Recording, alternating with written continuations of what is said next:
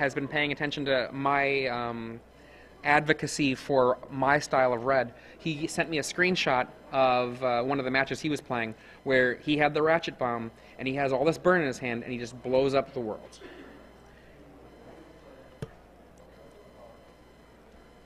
It's killing Core Firewalker. Yeah, Core Firewalker is it's collateral damage. Ooh, is that MC Hammer? Oh my God, MC Hammer. We get to play guess the MTV Rex card. So in the past, I believe he's had Heavy D and the Boys as his token. Heavy D and the Boys was his token during the topic. Heavy D and the Boys! For those of you who are wondering what we're saying, underneath the Versus sign is a token of MC Hammer. Oh, there we are. We're actually looking at it right now. Oh, look at that. I like the dance he does where he like shifts back and forth. The left while to right. He has the left to right while Yeah. he has his hands on his hips. Ooh. Oh. Yo, MTG Taps, guys. That's what I model the name. Oh yeah. Yo MTV Raps. I Yo know. MTG Taps. I know. Some of our listeners might not remember the mid-early '90s. So. You know what? You're right. I was talking to Lou Laskin as I was out in the hallway taking a break before, and he said, "Sorry to creepily follow you into the bathroom." And I said, "No problem, George Michael."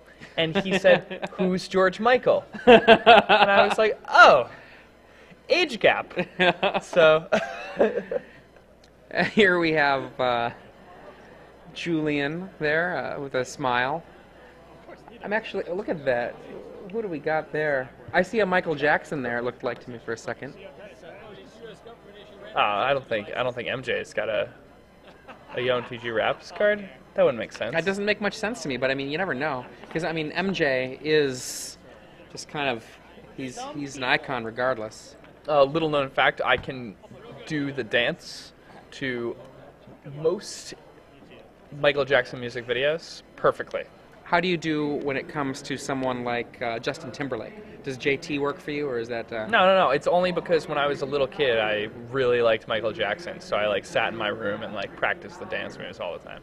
So it looks like we got blue-black Ooh, in we have Jason blue-black Ford's control hand, and on the other side... Valakut, Julien Booher. So this is a matchup we've seen, I think, 3 times, and each Yeah. time Red-Green Valakut has come through and just basically kind of pulled the same trick that Rug did back in Kansas City, which is to say it overwhelmed the Black-Blue deck with mana, stuck something, and then the Black-Blue deck just couldn't handle it. Yeah. And I mean, that's kind of how this format works in a lot of ways. There are threats that cannot be answered. So we've got Jason Ford on the right with Black-Blue control, and Julien Booher playing Red-Green Valakut. Now, if we remember, Julian's sideboard might be overwhelmingly, there to deal with a Koldatha Red deck, but his opponent is playing pretty much the exact opposite end of the spectrum from Koldatha Red. I wonder if Julien still has enough stuff in his sideboard to be able to fight a control deck. Yeah, I mean, he, it's only 8 slots of his sideboard that he's taking up with this really all-in sideboard plan against the Godolphin Red decks. So there's still a distinct possibility that he has room for cards like Thrun and cards like Gaia's Revenge, cards that can be really, really problematic for a player like Jason Ford, who's going to be slinging this blue-black control deck today.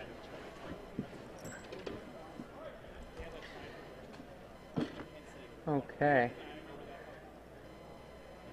That appears to be a Green Sun's Zenith in Julian's hand. And an assortment of colored mana, red and green.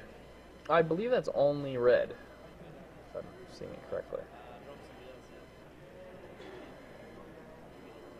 I think that may be the issue. Now, these are probably 2 of the more talented players in the room. Oh, yeah. Julien and Jason, both of them know what they're doing. They're both literal children who are very good at Magic. Literal. They're not 21. They're, Okay. Can they enlist in the army? I think Jason can, and I don't think Julien can. Okay. Some of the other people that do we have any sense of where Alex Bertoncini is for the weekend so far? Is he still in the running? I'm not sure. If, Killing his Paladin, then seizing him twice. He just like turned point and run and tip. I know that last I checked with Sam Black, one of the other top players we have in the room, he was X-1, but that was several rounds ago. Anything could have changed since then. yeah. Sam, I think he made a pretty good deck choice for this week in the Red-Black Vampires deck. But again, that's a deck where there's some variance to that deck. The mana cannot work out. You're very vulnerable to cards like Spreading Seas. Okay, looks like we've finally gotten to the position where shuffling is done, mulliganing is done, and we're going to try again. Well, not done. We're going to go to the next stage of mulliganing, see what comes up.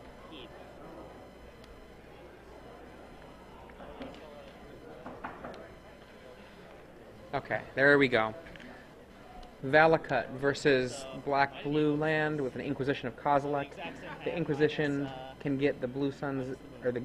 Look at that split that he makes. He's like, yeah, don't pay attention to these cards over here.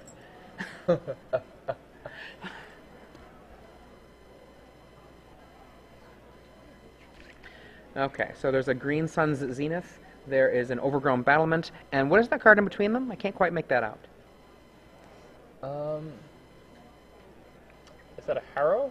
That might be a Harrow. I can't quite tell. I think you could be correct. The two mountains are clearly off limits. He takes the Overgrown Battlement, passes the turn. And there's a Colony Heart Expedition. Still no green mana, passes the turn back. It's an interesting keep by Julien. I mean, maybe he just felt like going to 5 would be just untenable. And if he draws the forest or green source, that he might be able to make Wasn't he it. on 7 cards? No, he mulliganed down, I believe. Maybe I've got that wrong. And I do see a forest there, it looks like. Oh, with some flourish. That spinny spin there was pretty awesome. It was nice. That's a classic Jerry Thompson move. Now, if that is a Harrow, do you just pop it here right now so it doesn't get hurt? Yep, there you go. I think you Confirming the Harrow. And he's going to probably get out a forest and a mountain? Or did he sack the forest? Expeditions? No, he did not sacrifice the forest. Okay, so he'll get like a forest and a mountain to lay the Colony Heart Expedition. Seems reasonable. Forest. That's just a small surprise to me. I mean, he probably knows Jason's deck. He's probably well aware that Jason has Spreading Seas. This is true. Spreading Seas would be pretty devastating. He knows he needs double green. So. Now, the little Jace out there represents a real huge problem for Julien, because it's just going to grind away advantage, and little things like the potential of having counterspells up, the potential for Go for the Throat for overgrown battlements, things like that are going to start coming into play. Oracle eats a mana leak, but I think I saw a Stoic Rebuttal in Jason's hand. Yes, I did also. So in one play, we have Island, and then 2 various versions of blue-black duels with a Jace Bellerin down to 1 counter. He adds a... What is that card he just added to the mix? I can't quite see it. Tectonic Edge. Raging Ravine comes down. It's going to have 2. There we go. And then 1 on the other Colony Heart Expedition. He does the drop down the Jace yet again, taps out, lays Grave Titan. This is the moment of opportunity for Julien to do something that matters. Yeah, Julien's got to draw. It has a Primeval or nothing. Or nothing. Yeah. And that'll just about do it. Yeah, with the combination of Jace, Stoic Rebuttal, and Grave Titan, there's really not much that can happen here for Julien.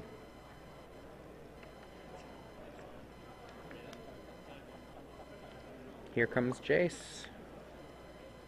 Here comes Grave Titan, joined by his friends MC Hammer and somebody. I believe that is also MC Hammer. One on the top there? The white jacket? Yeah, that's the MC Hammer I see. Oh, the other one is also... The other one, I think, is the side-to-side dance MC Hammer. Gotcha. No. With the sunglasses. Casts a Avenger of Zendikar, which eats a Stoic rebuttal. And now that's all that she wrote. Julien is dead. On to game 2, where Black-Blue is likely to bring in Memory Side, but we don't actually have the lists in front of us for Jason and Julien, so we're going to have some conjecture. Julien, like we said before, we're not sure. These two friends are having fun talking, it looks like, but we're not sure if Julien's sideboard is so set up for Golgotha Red that he cut into his Black-Blue sideboard plan, or if he has enough. People can hear that, right? So they can hear them? What was that? Because it's boring. Never mind. Let's just... We can just keep going, right? Yeah. Yes, okay. Sorry. Okay. Okay, so I'm trying to catch what sideboard he has. It looks like he's got a handful of cards that he's taking out. I see Colony Heart Expedition. I see Harrow. Harrow is a great card to sideboard out against a deck that might counterspell you. A lot of the time you like Harrow too, though, because it's an instant. It's just so dangerous, though. Couldn't quite tell what any of that was. Because there's not quite enough... Slags and Pyroclasms and Baloths in the board. and ratchet bombs. So what did he bring in then?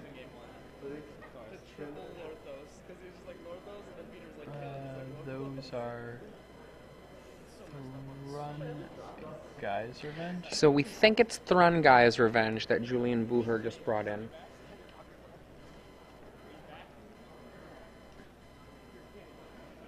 If I had to guess, I would say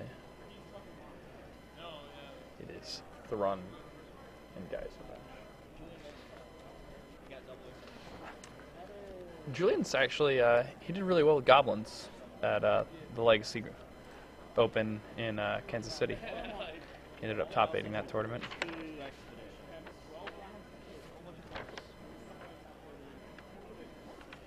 I really, personally, am quite a big fan of goblins right now, and you know, one question people had is that, you know, the best aggressive deck in Legacy right now? I'm not sure that it is. It might well be, but there's a lot of people vying for that spot. I mean, if you're very results oriented, then yes, it probably is. I don't know. The deck's been the same for so long. Right. There are tiny changes from time to time. Like, as the metagame shifts, like maybe a few cards in the sideboard, maybe like 1 or 2 cards in the main start changing. Right. But some people really enjoy playing goblins. It's a complex deck. There's a lot going on. It takes a good player to pilot goblins. I agree with that. Deep into a tournament. It looks like we have our first mulligan here from Jason Ford, unless I missed that.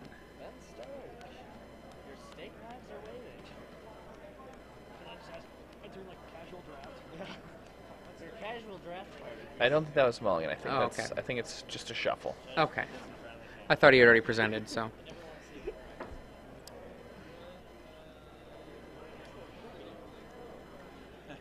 One of the things about feature matches that actually is harder, mtgmom.com, little shout out. Even if you don't know Megan Holland, she's still your friend. Oh, yeah. She's if you get a chance, go to mtgmom.com just to check out the resources that she has for a tournament player who cares about playing to try to get onto the Pro Tour. Just that schedule alone is so valuable. It's a shame that Wizards doesn't have something so simple. Yeah, and you know, she compiled all that information, put it together. It's a great tool. Yeah. Okay, here we do have the hands coming. 1, 2, 3, 4, 5, 6, 7. You're correct. He did not mulligan. Julian's opening hand: Primeval Titan, Overgrown Battlement, and a mulligan. Perhaps not enough land. Yeah, it did not look like it. Looked like he was on a one-lander there. The wheels are just coming off. In time you'll learn that it's not like this. It's really not. Just standard. People insist it's low. Friendly banter between two friends. I see that I'm not sure how he's doing, but I notice another name here, Jasper Johnson Epstein, who is playing in the event. He has 2 top 8s from Star City Games events in the last season. Oh, wow. So we have some ringers in the midst. I have no fear. Yeah, round 1 I did. I like stared at him dead in the face. Was like, you can afford cards, sir. We have a Mike Long. Probably not the same Mike Long. Maybe though. Okay, we got our 6 cards here for Julien. Let's see if these 6 are any better. Can you get a confirmation of whether or not Mike Long is Mike Long?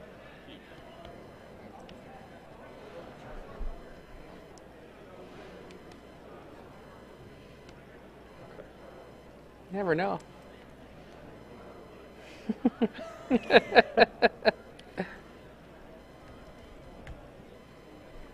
Okay. You have the all-foil deck. You have the Asian deck. Standard white versus Asian. White versus people.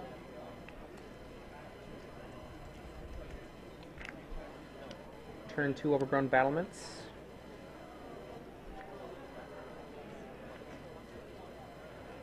It's a pretty nice opening.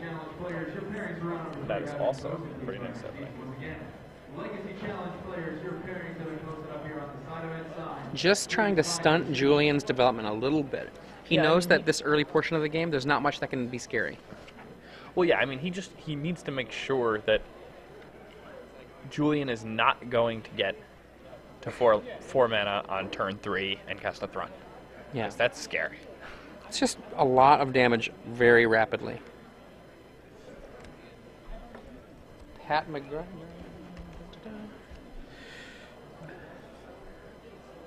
With a Jiraga Tree Speaker. That is interesting. Particularly in a deck that we already know has Pyroclasm Slagstorm as part of its plan. Now, a Singleton Jiraga Tree Speaker as a target for Zenith is actually awesome. That's really great, I would say. That seems pretty close to insane. And does he have a green source? Or has that activation? Oh, no green source. Wow. That Spreading Sea's devastating.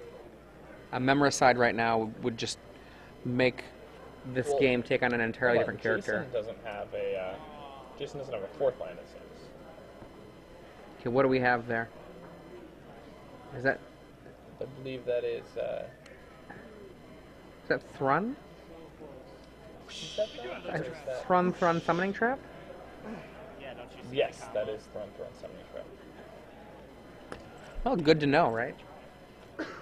Look at this. The friends that they are, he leaves the cards revealed. Yeah. You know? Jason's like, do I have to write it down? Make new friends, keep the old. He's got a flash freeze in his hand there. Go. Oh, devastating. And Jace. Memoricide naming Thrun? I just said Jace. Yeah, I guess he needs double And then, green, yeah, right? and then lock it up. What is it? Is it a mountain? There we go. No forest for you. That's got to just be about it. Right? Memoricide. Ugh.